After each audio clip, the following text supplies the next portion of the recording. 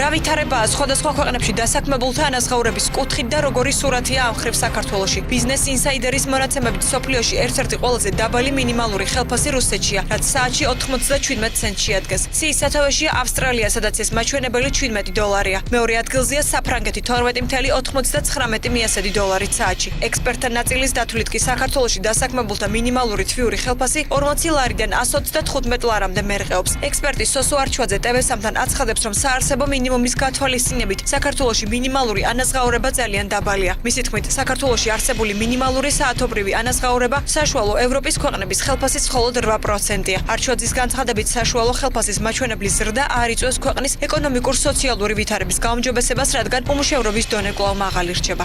დაბალია საშუალო ხელფასიც, დაბალია საათობრივი ანაზღაურებაც, დაბალი ხელფასები, ეს არის კალკულაციულად იმ მედლის მეორე მხარე, რასაც ფასები ქვია. მაგალითად, ელექტროენერგიაზე ფასები საშუალო ევროპული დონეს მხოლოდ 40%-ის დონეზეა.